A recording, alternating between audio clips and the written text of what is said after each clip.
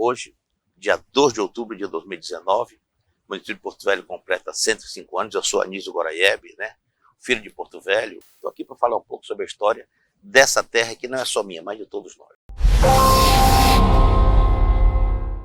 Porto Velho, todo mundo sabe, uma cidade que surgiu com a construção da ferrovia Madeira-Mamoré. E o interessante, essa cidade surgiu e praticamente era uma colônia americana. Os americanos construíram a ferrovia e em volta do complexo, onde hoje é a Praça Madeira-Mamoré, foi surgindo uma pequena cidade, um pequeno povoado, Depois tornou-se vila do distrito olha que interessante, tornou-se uma vila e tornou-se distrito do município de Humaitá. Porto Velho já foi distrito de Humaitá. Até que em 1914, o governador do Amazonas, Jonatas Pedrosa, cria o município de Porto Velho, e esse município é a nossa capital hoje. Ficamos muito tempo como município do Amazonas, de 1914 até 1943, quando foi criado o território federal do Guaporé. Esse território do Guaporé, quando foi criado, Porto Velho já foi a capital. Em 1956, o território passa a ser território de Rondônia, e em 81, estado de Rondônia. Então, era um pequeno povoado, uma pequena vila, era uma colônia americana, se falava inglês, documentação da Madeira-Mamoré toda em inglês. Olha que curioso, o primeiro jornal impresso em Porto Velho era todo em inglês, chamava-se The Porto Velho Times. Por conta disso, a cidade foi feita pelos americanos. Aqui tinha os casarões, as ruas, tudo feito pelos americanos. E o curioso é que quando passa a ser município, todo município tem um prefeito. Naquela época não chamava-se prefeito, chamava-se superintendente. E o primeiro superintendente foi um major do Exército chamado Fernando Guapindaia de Souza Bregense, ou simplesmente Major Guapindaia, tem até uma escola com o nome dele. E o Major Guapindaia entrou em acordo com os diretores da Madeira-Mamoré, e para que não houvesse conflito de poderes, porque já mandava os diretores da Madeira-Mamoré, eles eram dono do pedaço, digamos assim. Chega um prefeito, onde é que vão mandar? Então, Porto Velho tinha uma rua divisória.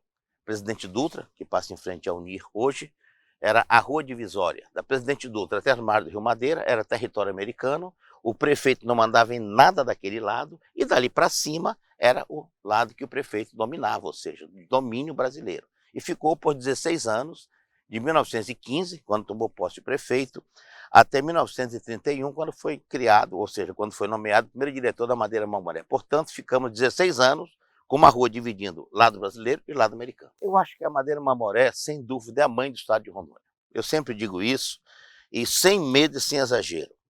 Aqui era um ponto, só tínhamos um pequeno povoado de Santo Antônio, e essa ferrovia, essa monumental ferrovia, por sinal, a 15ª ferrovia construída no Brasil, e uma ferrovia considerada muito extensa. Para que o caro telespectador tenha ideia, o Brasil, a primeira ferrovia foi construída em 1854. Aquela ferrovia tinha apenas, olhem só, 14 quilômetros. Madeira-Mamoré é uma ferrovia com 366, em plena selva amazônica, numa região dificílima e quase impossível. Nossa região era chamada de terra do demônio, terra do diabo, pelas doenças que havia. E a Madeira-Mamoré, então, atraiu para cá mais de 20 mil trabalhadores do mundo todo, de 52 países. E essas pessoas vieram para cá e começou a nossa história. Essa imigração do mundo todo de estrangeiros deixaram seus descendentes, que hoje fazem a nossa população. Então a Madeira-Mamoré começou uma história que nós vivemos hoje. Através da ferrovia surgiu uma pequena cidade, passou a ser município, foi ser capital, e hoje é a Porto Velho. Então o marco inicial da nossa história, sem dúvida, é a Madeira-Mamoré. Para mim, é o ponto histórico, ou seja, o marco histórico mais importante que nós temos é a ferrovia Madeira-Mamoré. Olha, eu aqui quero até aproveitar e fazer um reparo, pedir à nossa Câmara de Vereadores que faça uma homenagem ao guardião das 3 caixas d'água. Pessoas perguntam por que elas são símbolo de Porto Velho. Porto Velho não tinha edifício, Porto Velho não tinha prédio. As 3 caixas d'água eram vistas de qualquer ponto da cidade. Quem chegava no rio, em qualquer ponto você olhava, via as 3 caixas d'água. Então eles representam um símbolo, estão na bandeira e no brasão do município. Mas, infelizmente, essas caixas d'água, que a primeira, bom que se diga, foi instalada em 1910, as outras em 1912, foram fabricadas em Chicago, vieram para cá como um grande quebra-cabeça. Olha que interessante, vieram numeradas, iam montando, e essa caixa d'água, então, abasteceu a cidade até 1957. As pessoas não têm noção de, nunca funcionou. Funcionou sim, abasteceram a cidade até 1957. E eu aqui peço à Câmara de Vereadores, às autoridades, que façam um reparo na nossa história. O guardião das 3 caixas d'água do símbolo de Porto Velho era um barbadiano chamado Oscar de Peysa Maloney. Não existe uma rua, uma praça, nada com o nome deste homem, que ele cuidou do símbolo de Porto Velho. Manutenção, abastecimento das caixas d'água, lavava as caixas d'água. Portanto, este homem merece pelo menos uma placa na praça, ali, para se homenagear o homem que cuidou do nosso símbolo hoje. O primeiro bairro de Porto Velho, podemos dizer que foi o bairro, chamava-se Barbadian Tower, também conhecido como Alto do Bode, né? Onde morava o Barbadiano, no morro mais elevado. Mas o que tem ainda hoje entre nós, o mais antigo, é o bairro do Triângulo. Uma curiosidade, aquelas casas do Triângulo que estavam entre a linha férrea, ou seja, a ferrovia e o rio, elas tinham duas frentes. Uma frente para o rio e uma frente para a ferrovia, para você ver a importância. Nós estamos falando de uma época em que não tínhamos aeroporto aqui, não tínhamos estrada. O meio de transporte eram os navios e os trens. Então, o bairro do Triângulo, podemos dizer que foi o primeiro bairro da cidade de Porto Velho. E esse bairro está aí até hoje, precisa de atenção, precisa de infraestrutura, precisa ser olhado como um bairro importante, como os outros também são. Por isso aqui eu peço autoridades que olhem com mais carinho para o bairro do Triângulo. As ruas foram surgindo e o traçado da cidade, os americanos começaram. Quem anda em Porto Velho até a Jorge Teixeira, a cidade é fácil de andar, ela é toda paralela. As ruas são todas quadriculadas. Esse traçado dos americanos começaram, nós demos sequência. Por exemplo, a rua 7 de setembro chamava-se Rua do Comércio. A Avenida Farquhar chamava-se Avenida Boulevard. Você talvez pergunte, o que é Boulevard? É um nome francês que dá nome a uma avenida importante, uma avenida principal. Então ela era a principal avenida do complexo, ainda hoje é, que passa bem em frente à praça. Posteriormente chamou-se Avenida Percival Farquhar. A Barão do Rio Branco tinha muito comerciante português, chamava-se Rua dos Portugueses, né?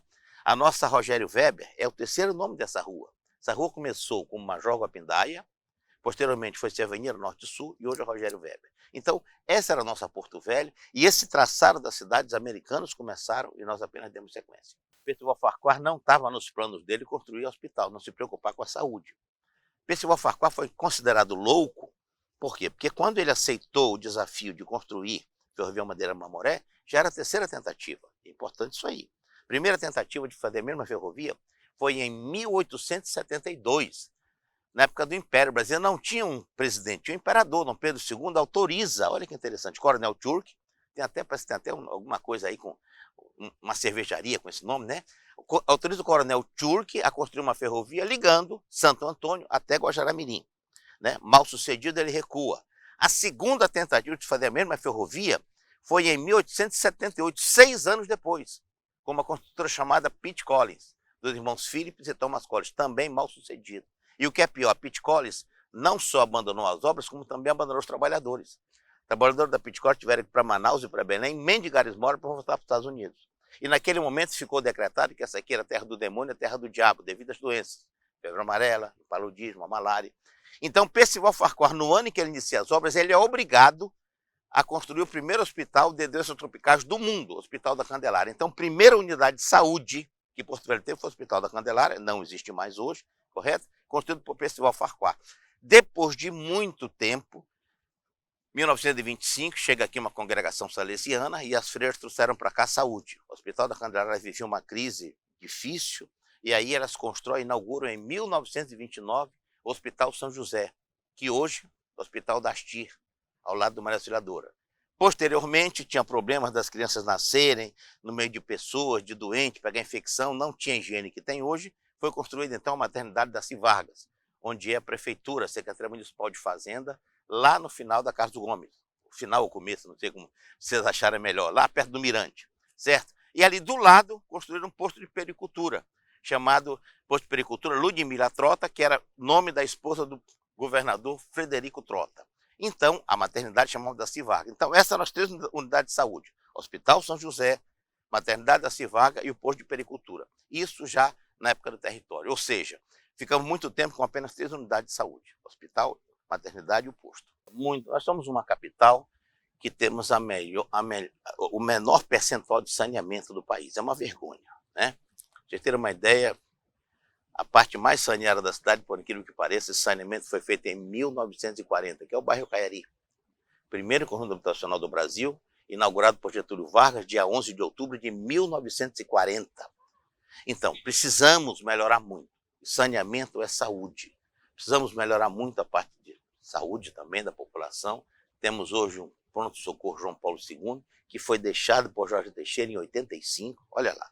Lá se vão quase 35 anos com um único pronto-socorro que não cabe mais ninguém. Por isso que tem gente no corredor, na garagem, deitada em maca, então precisamos ver essa estrutura. Porto Velho não é mais aquela capital que quando foi criado João Paulo II, nós tínhamos 220 mil habitantes, hoje nós temos quase 550 mil. Então é necessário rever, é necessário saúde. Outra coisa, tivemos alguns ciclos, algumas imigrações que trouxeram para cá pessoas que não tiveram como ir embora e a violência impera. Temos uma periferia violenta, sem infraestrutura, sem saneamento, sem nada, inclusive sem segurança. Porto Velho é uma capital violenta, infelizmente, a realidade é essa. Eu acho que nós avançamos muito, não como deveríamos, mas Porto Velho, graças a Deus, cresce acima da média como capital. Nós temos hoje uma cidade que, por mais otimista que eu fosse, né, eu nasci aqui, quando eu nasci, é bom que se diga, não era Rondônia, eu nasci no território federal do Guaporé, 1955, estou com 64 anos, vou fazer 65, e eu vi muita coisa mudar. Eu sempre digo que na minha infância, a última rua da cidade era a Rua Marechal Deodoro, a Rua da Bemol. Era dali até a beira do rio. Não tinha Jorge Teixeira, não tinha Calama, a gente era uma família, não é? Mas nós tínhamos também muita paz, nós não tínhamos violência, não tínhamos luz elétrica, nem televisão. Eu fui embora para estudar muito cedo, com 16 anos. Voltei para cá. Por mais otimista que eu fosse, eu nunca imaginei ver uma metrópole, ver uma cidade verticalizada, uma cidade moderna, com viaduto, que eu vejo hoje. Então, querendo ou não, avançamos muito, mas poderíamos ter avançado mais. Queria aqui agradecer. Eu, às vezes digo, eu nem sei se mereço, eu faço as coisas com amor, com carinho. Queria pedir a você que está me ouvindo agora que faça a sua parte. É muito comum você ver as pessoas reclamando que a cidade está suja, que não tem asfalto, que não tem iluminação, que não tem isso e aquilo. Mas você está pagando o seu imposto, você está fazendo a sua parte. Eu sempre digo, é necessário que o cidadão também faça a sua parte. Não basta você só vir cobrar, você tem deveres também. Então, ajude. Muita gente fala, eu amo Porto Velho, faço coraçãozinho, não é isso? Demonstre esse amor, faça alguma coisa para mostrar. Eu fico indignado quando estou no meu carro, vejo alguém da frente jogando uma garrafa de água, jogando uma latinha de cerveja, deixando na porta da sua casa um mato que você pode tirar com a mão. O cara quer que a prefeitura venha tirar aquele mato, traga um caminhão com óleo diesel, com um cara para vir tirar. Ele pode tirar aquilo ali, pronto, botar no lixo. Então é necessário que cada um faça a sua parte. Se nós fizermos mato para Porto Velho, eu falo nós cidadãos, teremos uma cidade melhor e mais aprazível para todos nós morarmos. E eu queria aproveitar que hoje Porto Velho completa 105 anos, que fique bem claro, as pessoas confundem muito. 105 anos de município. A cidade de Porto Velho surgiu com a ferrovia em 1907. Cidade de Porto Velho não tem só 105 anos, tem 105 anos que ela foi elevada à categoria de município. E aqui eu parabenizo, não é isso, a todos os munícipes, e é bom dizer que essa elevação aconteceu através de um projeto de lei de um deputado estadual do Amazonas chamado Pedro Bacelar, a Lei 757, sancionado pelo governador Jonatas Pedrosa, que criou o município de Porto Velho. Portanto, Porto Velho, como município, está completando 105 anos. Parabéns a todos nós que vivemos aqui, que amamos essa cidade. Eu quero dizer só mais uma coisa. Muitas pessoas não nasceram aqui, mas isso não importa. O lugar que você nasce é uma questão geográfica. Muitas pessoas vieram para cá, abraçaram Porto Velho como sendo sua, e hoje, olha que interessante, amam muito mais do que quem aqui nasceu. Portanto, você ama a cidade que você quer. Quero dizer a vocês que vamos juntos amar Porto Velho para ter uma cidade melhor.